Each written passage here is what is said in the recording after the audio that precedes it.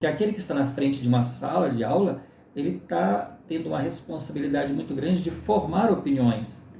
Então, se ele ensina errado, outros vão aprender errado e inclusive vão se convencer que aquilo é o certo.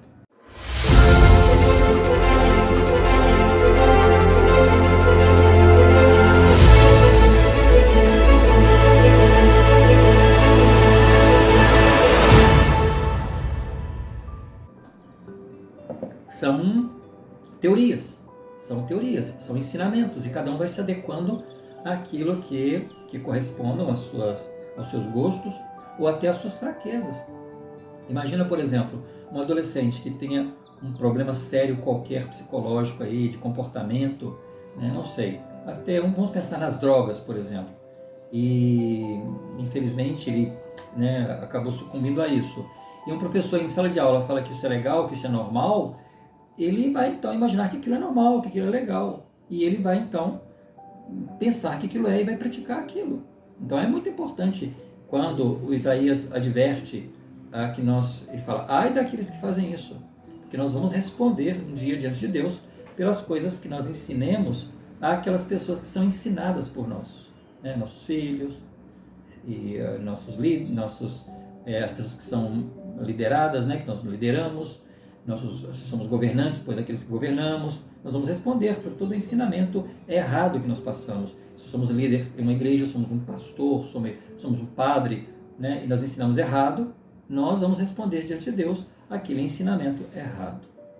Então, este é o grave problema, talvez, que enfrentamos, que vivenciamos na atualidade. Por exemplo, se nós voltarmos atrás, lá no século XIX e início do século XX, nós encontramos uma sociedade totalmente imersa em total apostasia. Esse afastamento generalizado. E isso foi predito pelos apóstolos na época de Cristo. E essa apostasia, ela aconteceu exatamente quando Jesus Cristo e os apóstolos são perseguidos e são mortos. E aí, essa era de apostasia, com a morte de Cristo, que já não estava na terra, e dos apóstolos, ela começa então com essa morte, passa pela fundação da Igreja Católica e posteriormente o protestantismo, lá no século XVI. Nós encontramos um povo sendo governado pela nobreza, né? E pelo clero, que tinha muita força, com as ideias sobre Deus propagadas pelo catolicismo, que era a religião da época, e pelo protestantismo, que surgiu depois. Mas já não era aquela igreja inicial que Cristo, aquela igreja original que Cristo havia organizado com os apóstolos. E isso acontece enquanto aguardam o momento em que todas as coisas seriam restauradas novamente. Do mesmo jeito que os apóstolos falam que haveria esse afastamento geral, né, essa apostasia da verdade, haveria um dia em que essa restauração aconteceria. Enquanto isso, a sociedade viveria em total apostasia. E nós encontramos neste período alguns filósofos famosos da época que promoviam o debate sobre a religião. E eles expunham suas principais ideias que influenciaram a crítica da religião do século XIX. Alguns filósofos foram Feuerbach, Marx, né? Karl Marx, Nietzsche, Freud. Esses personagens, esses filósofos, eles tinham em comum a filosofia da religião, que lida de uma forma ou de outra com a questão da morte de Deus. Então, eles anunciam e confirmam este fato. Deus morreu.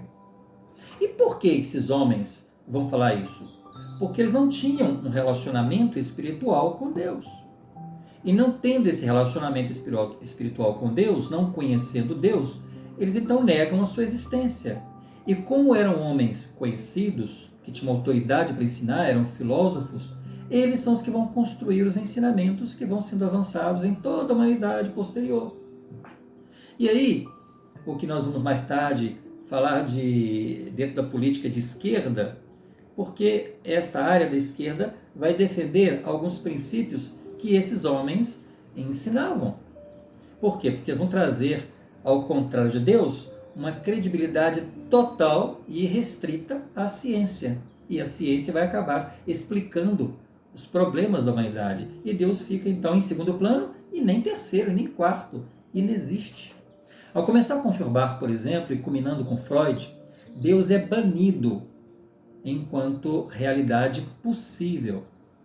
Então, se Deus é banido, a religião que fala desse Deus deve também ser banida.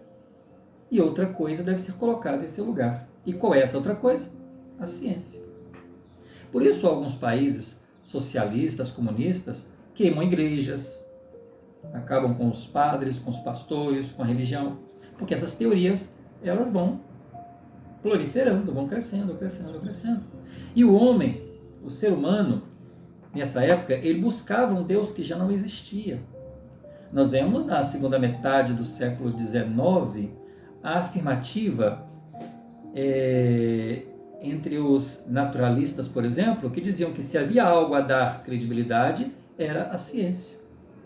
A única maneira de se chegar à verdade era por meio da investigação científica, ou seja, acredita-se apenas naquilo que é passível de comprovação pelos meios da ciência. E aí vem uma questão: a ciência, ela explica tudo? Não, porque a ciência, ela não é estática, ela é dinâmica, ela está sempre evoluindo. E aí, uma pessoa que não acredita em Deus, né?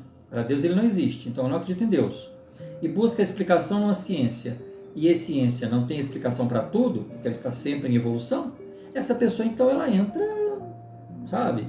Ela entra numa neurose, numa loucura. Por quê? Porque se você não tem explicação na ciência, você vai se agarrar na fé, na crença em Deus, que tem os princípios espirituais que vão te confortar e esperar que as coisas vão chegando em seu momento e que os problemas da vida são naturais ao ser humano. Mas não acreditando em Deus, vai esperar sempre na ciência. Como a ciência tem explicação ou não tem explicação, e quando não tem, a pessoa então. Por isso é comum encontrar nesse período suicídios, né? É uma característica desse período, né? Chamado o mal do século. Vamos encontrar nesse período também o Charles Darwin e a famosa teoria do evolucionismo, né? Negando aí a origem do homem, de acordo com os ensinamentos de Deus. Para um filósofo chamado Auguste Comte, filósofo dessa época, a unidade espiritual ela é estabelecida pela ciência, a religião da humanidade, única capaz de regeneração social e moral.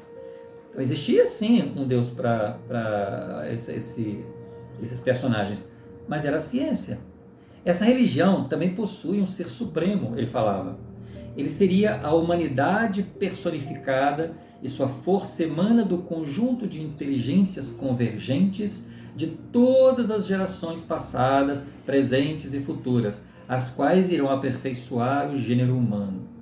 A confusão é tão grande nesses personagens e é o que vai ser aceito dentro das universidades, dentro das escolas, como ensinamento oficial. E aí vai empobrecendo a espiritualidade do homem. E aí vem então essas crises violentas, né, de identidade, porque o ser humano não tem explicação para tudo na ciência. E como ele não tem, então ele vai criar normas, ele vai criar leis. E nem sempre essas normas e essas leis, essas formas de ver, são as corretas. Por quê? Porque, como eu falei, a ciência ela vai mudando, cada dia ela vai mudando. Nós encontramos, por exemplo, naturalistas que viam o ser humano como nada mais que um ser biológico, um animal biológico, que age de acordo com seus instintos, comparando-os a meros animais. Ou seja, o homem é um instinto. Ele não tem poder, ele não tem força, comando, domínio sobre os seus desejos. E assim eram formadas as escolas, as famosas escolas literárias de pensadores que propagavam a morte de Deus. E o homem como um animal irracional. Como a ciência não tem essas respostas, essas perguntas, então o ser humano ficaria, ele se sentia confuso, confundido, buscando respostas para aqueles que não as podia dar, que eram os cientistas que estavam na mesma situação. No século XVIII, por exemplo, muitos buscavam a solução para os seus problemas no suicídio. Isso é real, isso é fato, isso é história. Como não tinha explicação, então buscavam no suicídio, na morte, a resposta para as suas dúvidas. Como não tem, para os seus problemas não tem, então ou ficava louco ou se matava. E isso é o que nós chamamos na época do mal do século. Nós encontramos na história isso aí, né? O famoso mal do século. Por quê? Porque o homem não tinha resposta para as coisas e não acreditava em Deus. Então ele era ateu e queria resolver os problemas que o homem por si só não podia resolver. Era um sentimento de decadência, tédio, desilusão, melancolia, da inutilidade e futilidade da existência, que afetou profundamente os jovens e permeou a sociedade na época, produzindo uma onda de suicídios como busca de solução para suas confusões mentais. Por isso, os naturalistas vão falar aí das patologias humanas, né? Os problemas do homem, mas que a ciência não podia resolver todos eles. Então, era hospício ou morte. Esses pensadores, escritores, cientistas, com suas ideias retorcidas sobre Deus, são os que vão construir o conhecimento do futuro. E são os responsáveis pela descrença e a falta de fé no nosso século. As escolas terão professores que continuarão perpetuando esses ensinamentos e práticas, de acordo com suas ideologias negacionistas da existência de Deus, e propagando a insensibilidade e a adoção de práticas contrárias ao Evangelho de Jesus Cristo. Então, como não conhecem esse relacionamento espiritual com Deus, então começam a atacar Deus e a provocar Deus, como se Deus fosse uma coisa, um homem como nós, que está ali do lado e que reage de acordo com o meu nervosismo, com o meu desentendimento, e eu provoco para ver se ele resolve aparecer. E não é assim, porque Deus, é muito mais do que uma opinião de um ser mortal como nós. Ele tem um conhecimento muito além de nós. Então ele sabe por que é importante que nós passemos por certos problemas nessa vida e que nós desconhecemos. Então, quando nós não buscamos, nós desistimos dele e preferimos anular a sua existência. Por isso, atualmente, o que vemos ensinando nas escolas são resquícios propagados por essas linhas de pensamentos de escritores, filósofos, economistas, poetas, que, perdidos em suas concepções de Deus, adotam o inverso do cristianismo. E a ciência e a fé são vistas como opostas. Dificilmente você encontra alguém que fale que as duas podem conviver juntas. Então, muitos se afirmam e se apresentam como ateus. Eu sou ateu, eu não acredito em Deus. Eu sou agnóstico, eu acredito numa força, mas eu não tenho nenhuma religião, não acredito em religião. E mesmo na religião tem muitos pastores, muitos líderes religiosos que criaram as suas ideologias também e sai por aí pregando mentiras, né? Mas voltando a Isaías, ao que ele disse, né? Ele disse que a terra, lá no capítulo 11, ele fala: a terra se encherá do conhecimento do Senhor, como as águas cobrem o mar. Então as coisas vão acontecer em seu tempo.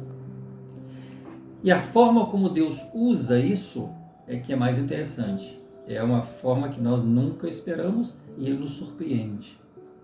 Recentemente, passamos a conhecer um grande cientista deste século, um biólogo respeitadíssimo. Collins é seu nome. É um dos cientistas mais notáveis da atualidade. Foi o diretor do projeto Genoma, bancado pelo governo americano. Foi um dos responsáveis por um feito espetacular da ciência moderna. E ele rastreou mais genes com vistas ao tratamento de doenças do que muitos e muitos e muitos e muitos outros cientistas no mundo inteiro. Ele disse assim: é um dia feliz para o mundo.